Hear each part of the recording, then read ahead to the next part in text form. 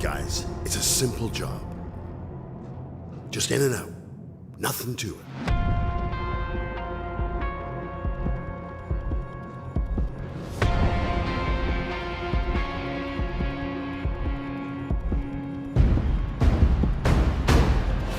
Everybody hit the floor!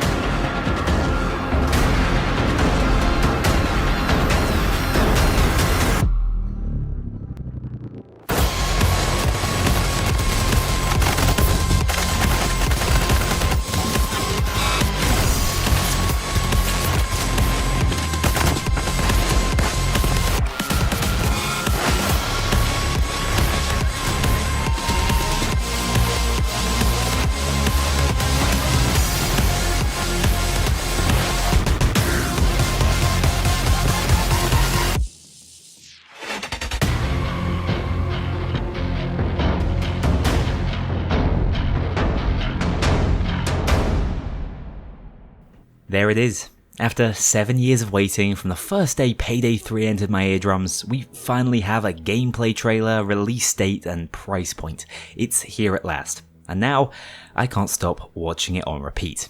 I plan to use future videos to discuss the finer details, including pricing, PC specs, and that dreaded live service business model, but today, it's only right for the hundreds of devs who've worked incredibly hard to reveal this masterpiece of a trailer that we focus on the intricacies of Payday 3 as a game. And oh boy, is there a lot of juice in this one, so strap in as I analyse everything you missed in the Payday 3 trailer. First things first, if it wasn't already obvious, it was Dallas in the May teaser trailer. Sadly, and this comes as a surprise to me, it looks as if he has a new actor giving him his likeness. Outside of this possibly having something to do with the live-action actor for the rumoured Payday TV series, I can't work out why Eric Etabari wouldn't reprise his role. It does still sound like Simon Kerr though, so at least the voice will stay the same. If this is the case, it's a bit of a shame really. Moving into some bird's eye view shots of the actual heist, I'm getting serious Heat Street vibes from this one, which makes sense as these are the streets of New York after all.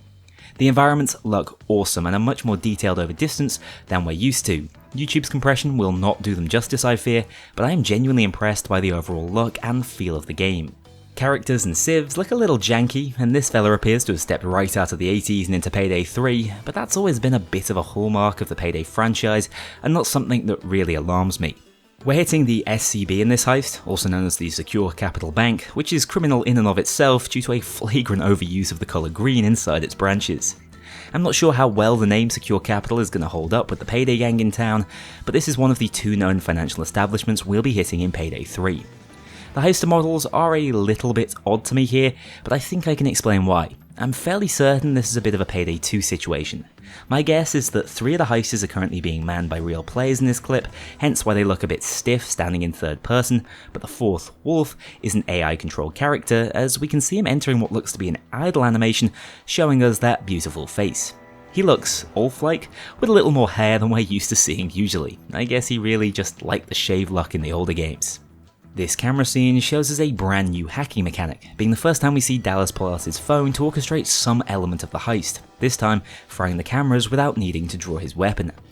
I'd also like to point out at this stage, this is a new Gustavo Coutinho track, and it sounds awesome. How Starbreeze have found such an able successor to Simon Victon's legacy, I do not know, but I'm absolutely here for it. Switching into first person properly now, and these are some nicely textured masks, with Hawks keeping his burnt design from the second game.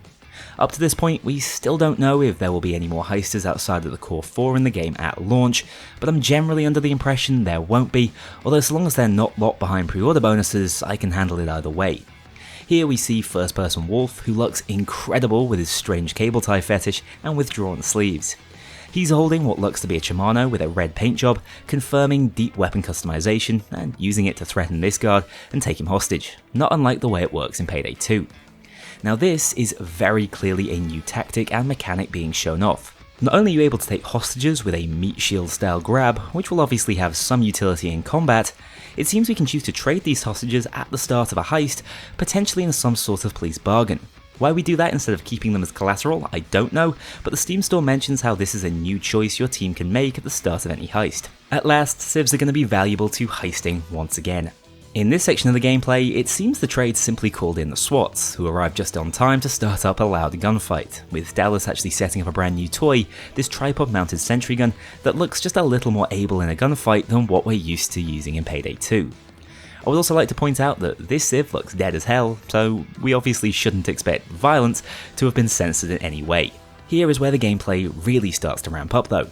Obviously this is all shown without a HUD, but we can see the old Call of Duty red jelly on our screen to denote some sort of blood splatter. This is followed up by an absolutely amazing action shot with some insane explosive physics and an aggressive pistol rush that's seriously reminiscent of Payday 2 gameplay. My takeaway is that the gunplay looks spot on. We can probably expect some sort of mix of Payday the Heist gritty realism and Payday 2's horde shooter elements, with cop numbers looking a little more reasonable than what we've become used to. It's also worth noting this green gas cloud, which might be courtesy of the heisters, but is more likely a result of a new enemy type we'll see more of later on. This is also a super slick transition, with explosive effects looking out of this world in the trailer, and showing that more has been done with the first person animations to invoke that more hardcore realistic style this game seems to be going for. Payday 2 is a time management game at its core, and that looks to be emphasised by this shot. Here we see Chains performing a slide for the first time, with more tactical movement clearly being added across the entire game, before going in for that gunbutt melee, showcasing a little more of Unreal's incredibly clean physics engine and a brand new weapon skin for a gun in the AK family. I think this one already trumps what we're used to seeing in Payday 2, I just hope it'll be unlockable through in-game challenges, as opposed to Mum's credit card if you catch my drift. Here, just prior to this massive explosion, we can see how ammo drops are going to appear in-game. Yet again, cops will drop ammo on death, and they'll be visible on the ground in the form of these green ammo boxes, although what surprises me is that they seem to have their own physics, meaning you can feasibly blast ammo away during a gunfight. This staircase scene, alongside being a supremely cool showcase of the new double-barrel shotgun, may actually give us the first confirmed skill in Payday 3, as I count 2 barrels and 3 shots fired, meaning Bullet Storm or an endless ammo equivalent is almost certainly returning in Payday 3. That tells me they're not likely going fully down the realism route when it comes to skills in-game.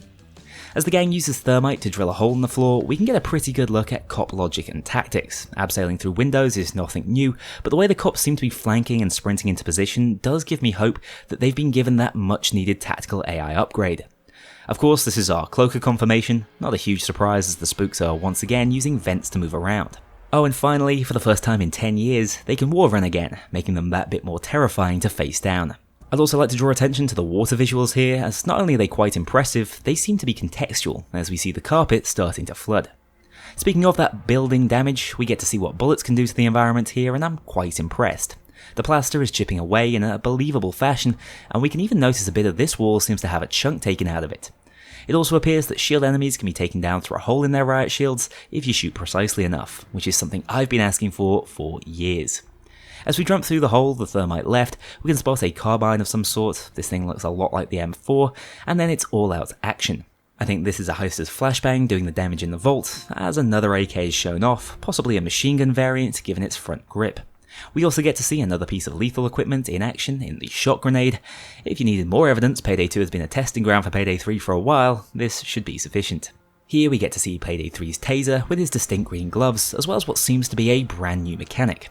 By blasting this device in his hip, just about everything in the area is electrocuted in what is such a pretty cyan freeze frame. Here's something many of you might have missed as we head over to revive a dying Hoxton, with the downed animation being much more realistic than in Payday 2. Yep, that's a red sniper tracer. Snipers are back and they're already taking down Hox's dodge build. I was surprised to see there wasn't a revive animation, but at least our weapon doesn't inexplicably disappear off screen as we get the upskirt view of Hoxton and peer at his nicely textured coat interior. As if you needed it confirming, the medic bag is back, and this time it can be thrown instead of just being laid at your feet like you're birthing an egg. And this was a sick mantle animation by Wolf, which is yet another third-person character animation improvement I've noticed in this trailer. Unfortunately, one alarming thing I've noticed is that bags appear to work just like in Payday 2, with each heister only carrying a maximum of one. I hope loot isn't that straightforward and we have better ways to secure our cash in 2023, but it won't be a deal breaker either way. This next clip shows some sort of thermal sight, which is the most modern bit of kit we've seen the gang using, turning cops into heat signatures for target practice. This is the taser's animation when he's not getting blown up, with one excellent change I noticed being the blue wire connecting you to him, meaning you should be able to ascertain where you're being tased from far sooner than in Payday 2. Although it does also look like they can force you to fire up into the air, meaning I'm not sure how easy it's going to be to actually break free manually. Finally, I think we have an answer as to who's dropping all these gas grenades on us, as we see one actually flying through the sky before exploding. It appears as if this red highlighted SWAT has more canisters around his chest and will be a new enemy type specialising in area denial, a really cool concept if done right. Yet another gun sighting here, this is a Mach 11 type SMG, adding to the fairly expansive roster we've seen so far. This is a close-up of the new special cop, who is confirmed to explode in a massive green smoke cloud if you shoot the grenades on his chest, which could be an excellent mechanic to turn their poison against them. I really like that there seems to be more creative ways to battle up against specials. Cloakers look a little different, but are still the same old bastards we love to hate, making their iconic charge sound with their glowing green visors and instant down kick. What's interesting about the close-up with this one is the hookshot type tool in his belt, suggesting that they'll have some new traversal methods to flank heisters, again pointing to a huge advancement in cop AI. Now this is an interesting shot. We get a look at what seems to be Dallas holding another weapon, possibly an MP7, although I'm sure those of you more versed in firearms will have a better idea, but more importantly, we see another mechanic around this phone tool. Pulling it out, we see Dallas's mask flash up for a second before switching to an hourglass, likely denoting a timer. My initial thought was this was some sort of Watchdog style instant hack, but based on the next shot of what's surely the escape chopper going in, I actually think we just called in our own escape. Maybe this suggests that escapes are more freeform in Payday 3, allowing you to pick your time and location instead of poor Twitch sitting and waiting in the helicopter praying he doesn't get arrested. If so, that's a really cool addition that will add a lot of replayability. I particularly like that we're calling in a chopper in response to some fairly gnarly looking police blockades, suggesting the NYPD might be a little more prepared for the Payday gang this time around. Yet another confirmed weapon is the Piglet grenade launcher, which I just know the guys included in this trailer because explosions look so damn good in this game. Hawks gives what I assume to be a sniper the business, and he then goes into a suitably hilarious ragdoll animation, which looks a perfect combination of awesome and ridiculous at the same time. The last of the special enemies to be revealed in this trailer is the iconic Bulldozer, who's moved over to a drum mag shotgun similar to the Shield Marshal's VD-12, and this looks like a mighty fully auto danger to the crew. Their design is a little more advanced than what we're used to dealing with, but of course they still have a clear weak spot in that visor. This is just a base form dozer, and we still have no idea if we can expect skull dozers or minigun wielders to also be in the game. Right at the end of the trailer, we get further confirmation of the existence of snipers, and see that dozers have learned a Rhino-style charge attack to make them even more threatening up close and personal. I'm a big fan of how we don't see the crew actually complete the heist as a result, here's hoping the game will still offer its iconic difficulty. And finally, who says Houston won't be in the game? Maybe this is just a little tongue-in-cheek hint at what's to come and who's to return, but no promises from this trailer. And that's it from what was a seriously exhilarating gameplay reveal. What I would say immediately is that everything in this trailer is what we love about the Payday franchise. The atmosphere, heist concepts, gunplay and music was all spot on. I like the overall aesthetic and think it excels visually in terms of its environment and effects, although I'm still on the fence as to how humans look in game.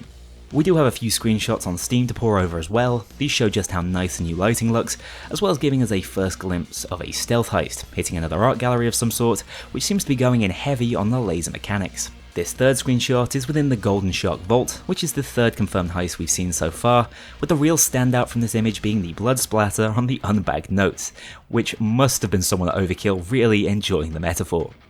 Looking back at the trailer, I have to point out that all of this seems to be taking place on the same heist, yet the environments are insanely varied, such that it felt like multiple all-in-one. If this is the equivalent of a Harvest and Trusty Bank heist, I can't wait to see what the higher stakes heist will offer in Payday 3. Of course, all importantly, the game is launching on the 21st of September, platform-wide, with a 3-day early access period for big spenders, which I'm really not a huge fan of. The game will also be available on Xbox Game Pass from day one, which is a huge bonus, and is retailing at a cut price $40, which is probably indicative of the live service model Starbreeze are targeting. Touching on that, there's a lot more to talk about in terms of pricing models, special editions, and those dreaded microtransactions, but I need to get this video out before I pass out, so please drop your initial thoughts of the game in the comments section below. I can't wait to read them all. Take care, I'll see you all very soon in the next Payday 3 video. Damn, that felt good to say. A huge thank you to my dedicated Patreon backers. If you want to join this crew in going infamous, check out the link below and pledge as little as $2 to see your name in the credits, or get 24-hour early access to future videos and vote on upcoming content. Take care, I'll see you all soon.